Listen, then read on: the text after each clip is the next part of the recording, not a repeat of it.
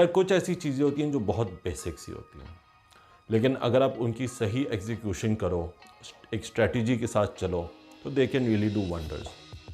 ऐसी एक टेक्निक है द 5 वाई टेक्निक, जो हमें मिलती है टोयोटा से।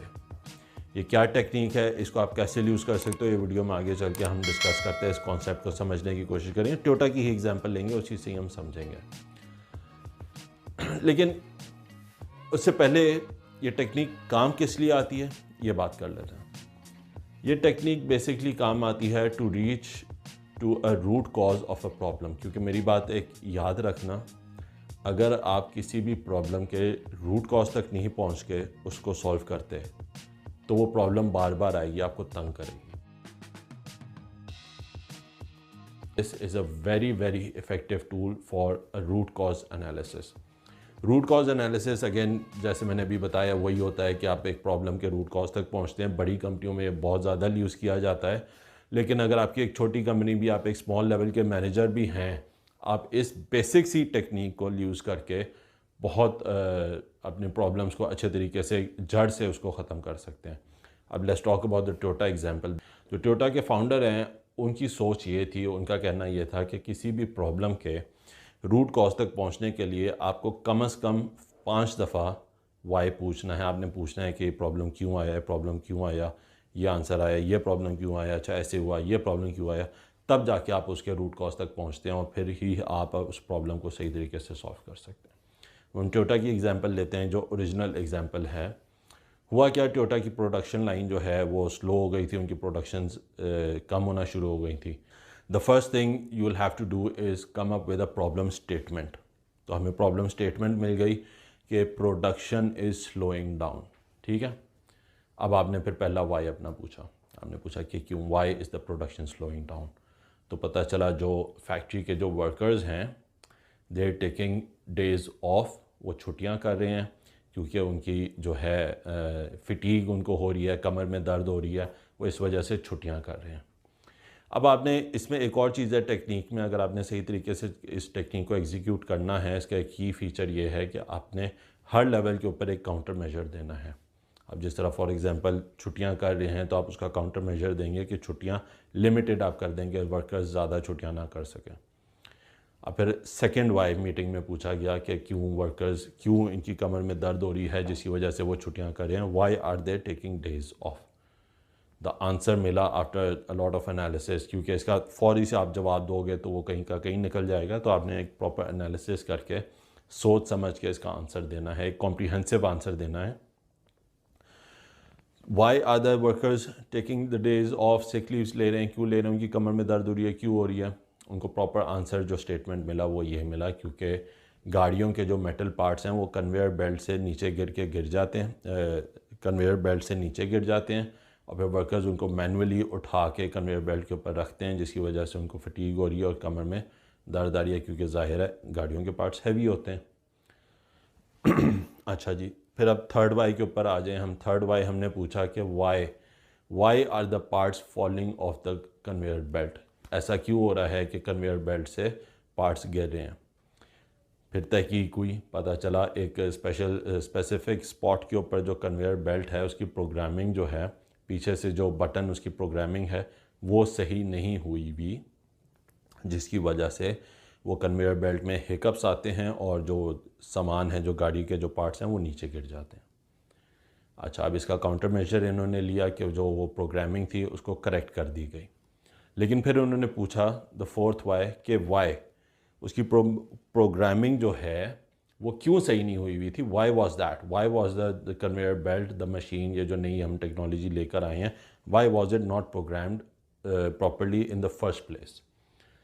तो फिर एनालिसिस हुआ, फिर बैठे सारों ने अपने सर जोड़े, पता चला कि जी नई टेक्नोलॉजी की वो कन्वेयर बेल्ट थी, एक नई मशीन थी, और जो टेक्नीशियंस थे फैक्ट्री के ऊपर, उनकी उस मशीन के ऊपर ट्रेनिंग नहीं दी गई थी। उनको उन्होंने मैनुअल से देख के उस मशीन को सेटअप कर लिया था, उनकी प्रॉपर ट्रेनिंग नहीं हुई हुई थी। अच्छा जी, अब फिफ्थ वाई के ऊपर हम आ जाए कि उनकी ट्रेनिंग क्यों नहीं हुई हुई थी। आखिर नई मशीन आई है, इतनी एक इम्पॉर्टेंट है, तो उनकी ट्रेनिंग क्यों नहीं हुई हुई थी। तो पता चला कि जो जो टेक्निकल जो मैनेजर्स थे उन्होंने अज्यूम किया था कि ये टेक्निकल्स इतने एडवांस्ड हैं, ये मैनुअल से ही देख के इसको जो है वो सेट कर लेंगे। अब इधर आप देखें कि मसला आया प्रोडक्शन का, प्रोडक्शन लाइन स्लो हो रही है, लेकिन जो कोर प्रॉब्लम हम पहुंचे हैं after asking the question Y 5 दफ़ा, वो इसलिए पहुंचे हैं क्योंकि मैनेजर्स ने अज्यूम कर लिया कि टेक्निकल टीम को जो मशीनें सेट करते हैं, जिनका प्रोडक्शन लाइन से कोई ताल्लुक ऐसा नहीं है, जो प्रोग्रामिंग करते हैं, गाड़ियों बनाने में उनका कोई ताल्लुक नहीं है, उनकी गलती की वजह से ये प्रॉब्लम आया। फिर उन्होंने एक काउंटर मेजर इसका लिया कि जो भी नई टेक्नोलॉजी आएगी एवरी 6 मंथ्स जो पूरी टीम है टेक्नीशियंस की, उनकी प्रॉपर ट्रेनिंग होगी इन द न्यू टेक्नोलॉजी, ताकि वो अप टू डेट रहें, और जो भी न्यू हायरिंग होएगी उसकी एक प्रॉपर ट्रेनिंग होएगी, उसको सिखाया जाएगा कि आपने जो फैक्ट्री में मशीनरी है उसको कैसे ऑपरेट करना है, उसकी कैसे प्रोग्रामिंग करनी है। और एवरी 6 मंथ्स एवरी 3 मंथ्स जो फैक्ट्री की तमाम मशीनरी है उनका एक चेकअप होएगा, एक एनालिसिस होएगा कि सारी मशीनें सही वर्क कर रही हैं या नहीं कर रही हैं, ताकि फिर कभी दोबारा से ये प्रॉब्लम जो है प्रोडक्शन की किसी मशीनरी की वजह से ना रेज़ हो। ये एक बहुत बेसिक सा कॉन्सेप्ट है कि आपको जब एक प्रॉब्लम आए आपने बार बार पूछा कि वाई आखिर क्यों ये प्रॉब्लम क्यों आ रहा है। लेकिन जब आप इसको एक प्रॉपर स्ट्रेटजी के साथ एग्जीक्यूट करते हैं, मैंने खुद अपनी लाइफ में इसको बहुत दफ़ा यूज़ किया है and I have solved many problems using this very basic concept and it has done wonders. आप इसको प्रॉपर स्ट्रेटजी के साथ करें, प्रॉपर एग्जीक्यूशन के साथ करें। इसमें जो की फ़ीचर्स हैं वो ये हैं कि आपने जब वाई का क्वेश्चन पूछना है, आपने उसका आंसर फ़ौरन नहीं देना। You really have to think about the answer and the answer has to be comprehensive. आपने ये नहीं कहना कि प्रोडक्शन लाइन इसलिए नहीं आ रही क्योंकि बंदे छुट्टी कर रहे हैं।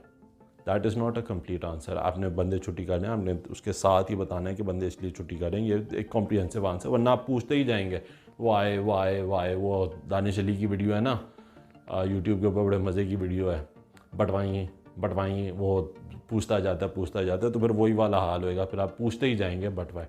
तो the answer has to be very comprehensive, और हर लेवल के ऊपर आपने उस आंसर को जो आपको मिला है उसका एक काउंटर मेजर लेंगे, ताकि उस आंसर को उस लेवल के ऊपर भी सॉल्व किया जाए और फिर रूट कॉज के ऊपर भी सॉल्व किया जाए। क्योंकि एज अ मैनेजर और या as a owner of a business, जब आप बिज़नेस कर रहे होते हैं, कोई भी काम कर रहे होते हैं, one of the most important job descriptions जो आपकी होती है दैट इज़ प्रॉब्लम सॉल्विंग।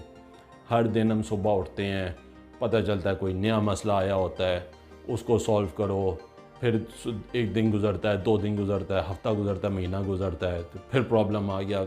मिसाल के तौर पे फ़र्ज़ करें आप सुबह उठे, आपको पता चला फैक्ट्री की मशीन ख़राब हो गई। अच्छा जी, बिजली वाले को बुलाया, मशीन ठीक हो गई, ओके हो गया, ख़त्म हो गया। 2 दिन चली, हफ्ता चली, फिर आप सुबह उठे, मशीन फिर ख़राब हो गई।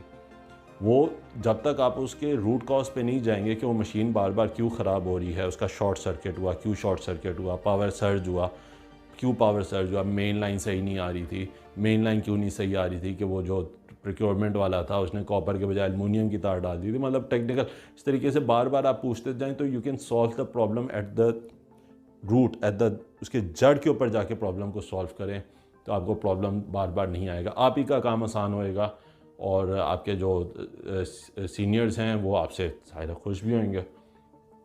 तो ये कॉन्सेप्ट था द 5 वाई कॉन्सेप्ट। इसको आप यूज़ करें। अगर आपको समझ में आई है तो बहुत अच्छी बात है, मुझे तो बहुत अच्छी समझ आ गई है क्योंकि मैं इसको पर्सनली मैंने यूज़ भी किया है।